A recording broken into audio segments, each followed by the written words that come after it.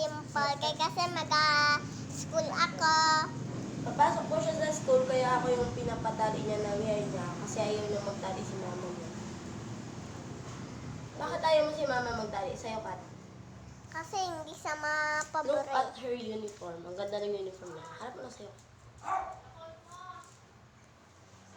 Kausapin mo muna yung Hello guys. Sana marami na pong mag-subscribe sa video namin. Anong biscuit mo?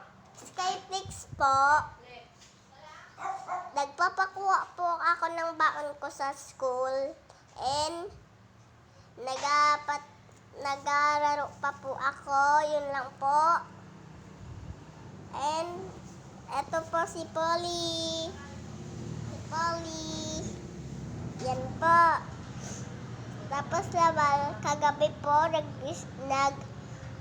po kami, nag-vlog ulit. Kahapon din po, nag-vlog din po kami.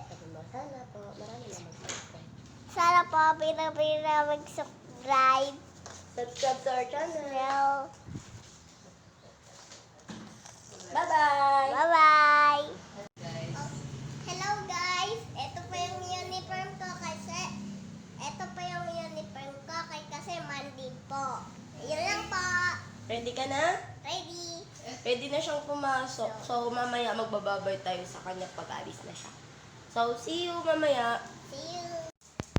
Hi guys! So, mag-alakad na po si Catherine na papasok pa siya sa school. So, bibigyan natin yung bag niya para ready na siya.